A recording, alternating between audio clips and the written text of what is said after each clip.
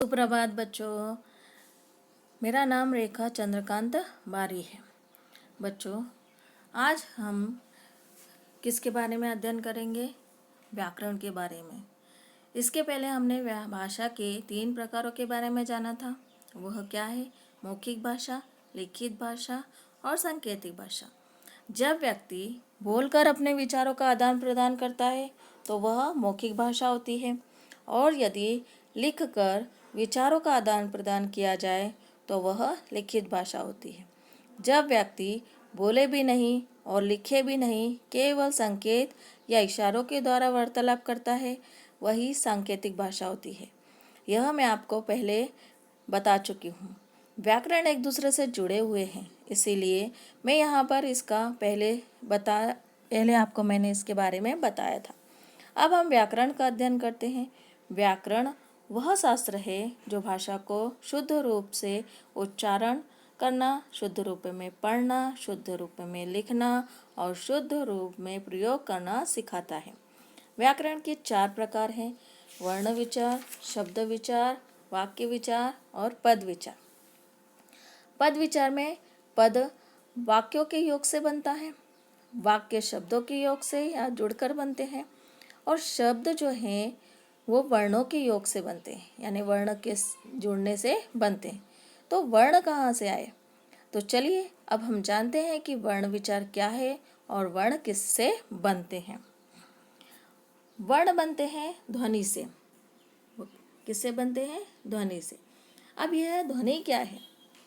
भाषा की परिभाषा में क्या था? भाषा में मन के विचारों और भावों को ध्वनि के माध्यम से प्रकट किया जाता है, उसे ही भाषा कहा जाता है। ध्वनि भाषा की सबसे छोटी इकाई है। भाषा की सबसे छोटी मौखिक इकाई क्या है? वो है ध्वनि। जैसे कि मैंने आपसे कहा कि क, आपने क की आवाज़ को सुना, वह क्या है? यह जो क है वो क की आवाज़ है, ध्वनि है, और यह मौखिक रूप है क्योंकि इसे हम बोल रहे हैं। जब हम बोलते हैं तो वह ध्वनि है। और जब मैं कहूँ कि आपको क लिखो, तो आप क्या करोगे? आप उसे तुरंत ही लिख दोगे, यानी आप क्या करोगे? क को लिख दोगे। अब जो मैंने कहा क, वो तो मैंने आपको बोला या मैंने उच्चारण किया, वो उच्चारित रूप हो गया, वो ध्वनि है। और जो आपने लिखा, जो आपने लिखित रूप में लिखा, वो क्या हो गया? वही लिखा हुआ रूप वर्ण कहलाता है। पुनः ध्यान से सुनो। भाषा की सबसे छोटी मौखिक इकाई ध्वनि के लिखित रूप को वर्ण कहा जाता है, जिसके टुकड़े नहीं किए जा सकते। वह वर्ण है। किसी भी भाषा को सीखने के लिए पहले वर्णों को सीखना आवश्यक होता है। भाषा की सबसे छोटी पहचानो मुझे भाई। मतलब भाषा की सबसे छोटी इकाई क्या है? पहचानो तुम मुझको भाई। टुकड़े मेरे हो नहीं सकते। वर्ण या अक्षर नाम है भाई। अब हम वर्ण की परिभाषा को जानते हैं। वर्ण की क्या परिभाषा है? वर्ण की परिभाषा है भाषा की सबसे छोटी इकाई जिसके और टुकड़े नहीं किए जा सकते, वह वर्ण कहलाते हैं। इसका हम एक उदाहरण के द्वारा समझते हैं। राम बाजार गया, यह एक वाक्य है। क्या इसके टुकड़े हो सकते हैं? हाँ, हो सकते हैं, अवश्य हो सकते हैं। राम जमा बाजार जमा गया। अब यह शब्द बन गया। ये जो है वाक्य था वो अब क्या बन गए? शब्द बन गए। क्या इसके भी टुकड़े हो सकते हैं? हाँ, हो सकते हैं। अब हम राम जो शब्द है उसके टुकड़े करते हैं। र हलंत जमा आ जमा म हलंत जमा आ। अब इसके और टुकड़े किए जा सकते हैं क्या? नहीं। क्यों? क्योंकि यह सबसे छोटी इकाई है और यही सबसे छोटी इकाई वर्ण कहलाती है। उसके बाद वर्णमाला। वर्णमाला क्या है? वर्णों के समूह को माला कहते हैं। वर्णों के व्यवस्थित रूप को वर्णमाला कहा जाता है। आपने देखा होगा कि जब भगवान को हम जो हार या पहनाते हैं फूलों का, वो कैसे तैयार होता है? वो तो आप सबको मालूम है ना कि एक एक फूलों को धागों में पिरोकर फूलों की माला तैयार होती है। ठीक वैसे ही वर्णों की भी माला होती है, जिसमें स्वर, व्यंजन, संयुक्त व्यंजन, अयोग्यवहा, संयुक्त अक्षर, अनुस्वर, आगा स्वर, ये सभी इसी के अंदर शामिल हो जाते हैं और वो एक निश्चित क्रम में एक निश्चित स्थान पर बंद करने पर जो माला तैयार होती है वो क्या कहलाती है? वर्णमाला कहलाती है।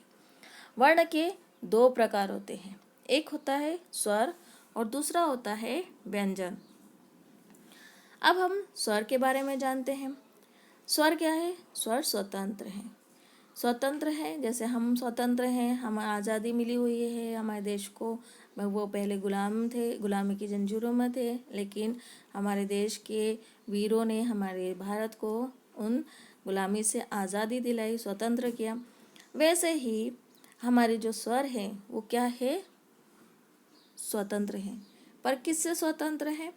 देखिए, स्वर का उच्चारण करते समय हमारे मुंह से निकलने वाली आवाज़ के साथ वायु भी बाहर निकलती है और यह जो आवाज़ और वायु है वो बिना किसी रुकावट के या बिना किसी अवरोध के बाहर निकलती है। अर्थात जब हम स्वर का उच्चारण करते हैं तो हमें किसी भी प्रकार की रुकावट का या अवरोध का सामना नहीं करना पड़ता। अब यह अवरोध और रुकावट क्या है? हमारे गले से लेकर मुंह तक के जो भिन्न भिन्न अवयव हमारे अंदर, मुंह के अंदर, गले के अंदर होते हैं, जैसे एग्जाम्पल हमारी जीभ, तो बोलते समय जो शब्द उच्चारित किए जाते हैं, स्वर उच्चारिट किए जाते हैं, वो इन किसी भी अवयव से बिना टकराए, बिना किसी के साथ टकराए या अवरोध के वो आराम से निकलते हैं। इसीलिए स्वर, उसे क्या कहते हैं? स्वर कहते हैं। स्वर की परिभाषा देखिए, जिन वर्णों को बोलने में किसी दूसरे वर्ण की सहायता ना लेनी पड़े और वह स्वतंत्र हो, उसे स्वर कहते हैं। अर्थात वे वर्ण जिनकी ध्वनि स्वतंत्र होती है, जिनके उच्चारण में किसी अन्य वर्ण की आवश्यकता नहीं होती है, वे वर्ण स्वर कहलाते हैं। स्वर की संख्या 11 होती है। कितनी होती है? 11। कौन कौन से स्वर होते हैं? ओ, आ, ई, उ, री, ए, ऐ, ओ, औ। अब हम आते हैं स्वर के प्रकार के बारे में। स्वर को बोलने में जो समय लगता है, कौन से स्वर को आप कितना लंबा बोल सकते हो या कौन से स्वर के उच्चारण में कितना कम समय बोल लगता है, तो उच्चारण में लगने वाले समय के आधार पर स्वरों के 3 प्रकार होते हैं। पहला होता है ह्रस्व स्वर। ह्रस्व स्वर को लघु स्वर या छोटा स्वर या एकमात्रीय स्वर भी कहा जाता है। यह सब ह्रस्व स्वर के पर्यायवाची हैं। इनको मूल स्वर भी कहा जाता है। सबसे महत्वपूर्ण बात यह है कि इनका कोई भी विच्छेद नहीं होता। यह अपने आप में पूर्ण होते हैं क्योंकि यह मूल रूप में होते हैं, इसीलिए यह आधे नहीं होते। इनकी संख्या 4 होती है, ओ, ई, उ और री। अब हम इसके दूसरे प्रकार के बारे में जानते हैं। इसका दूसरा प्रकार क्या है? दीर्घ स्वर। दीर्घ स्वर क्या होते हैं? दीर्घ स्वर को गुरु भी कहा जाता है, इसे बड़ा और द्विमात्रिक भी कहा जाता है। इसी के साथ इसे संधि स्वर के नाम से भी जाना जाता है।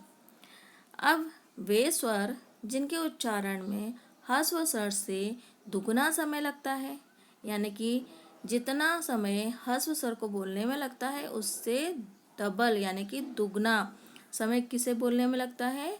दीर्घ स्वर को बोलने में लगता है। यह दीर्घ स्वर 7 होते हैं। कौन कौन से? आ, ई, उ, ए, ऐ, ओ, औ। अब हम प्लूत स्वर के बारे में जानते हैं। स्वर का तीसरा प्रकार क्या होता है? प्लूत स्वर होता है। प्लूत स्वर में क्या होता है? जिन स्वरों के उच्चारण में दीर्घ स्वर से भी अधिक समय लगता है उन्हें प्लूत स्वर कहते हैं। इसका उपयोग किसी को पुकारने में या संबोधन करके बुलाए जाने में किया जाता है। यह हम कोई प्रार्थना करता हो या प्रार्थना को उच्चारण कर रहा हो या कोई समूह गान कर रहा हो या एकल गायन किया जा रहा हो, उसमें प्लूत स्वर का प्रयोग किया जाता है। इसकी पहचान के लिए अंग्रेजी के एस चिन्ह का जो होता है, एस उसके चिन्ह होता है उसी के जैसा होता है, या उसको हिंदी के 3 जो हम लिखते हैं अंक, उसमें वो स्वर उसकी पहचान है। जैसे कि हम ओम बोलते हैं, तो ओम बोलते समय हमें ओ का उच्चारण लंबे समय तक करने के बाद हम बोलते हैं। तो ओम, ये जो बीच का स्वर आता है ओ को हम लगातार बोलते रहते हैं या इस स्वर का उच्चारण हम लंबे समय तक करते रहते हैं, वो भी बिना रुके, तो ये क्या हो जाता है, प्लूत स्वर होता है। हम उसे कितने भी देर तक लगातार बोलते हैं। एक एग्जाम्पल देखो, किसी बच्चे, छोटा सा बच्चा है, उसको कि उसकी मम्मी ने डांट दिया, तो वो क्या करता है, कंटिन्यू एक ही आवाज़ में, अ की ध्वनि की आवाज़ में वो रोता रहता है, वो भी बिना रुके, तो वह स्वर भी क्या हो गया, प्लूत स्वर हो गया। इसी के साथ आपने देखा होगा कि जब फटाके फोड़े जाते हैं और वो फटाके फूटने के बाद भी आसमान में उसका जो कंपन है, उसकी जो आवाज़ है वो गूंजती रहती है, तो यह सब क्या है, प्लूत स्वर की ध्वनि है। बच्चा, आज हमने स्वर के प्रकार और व्यंजन के प्रकार, आज हमने क्या किया है, आज हमने स्वर के प्रकारों का अध्ययन किया है। व्यंजन और व्यंजन के प्रकारों का, अयोग्यवाह, अनुस्वर और संयुक्त व्यंजन का अध्ययन हम आगे के वीडियो में करेंगे। तो धन्यवाद।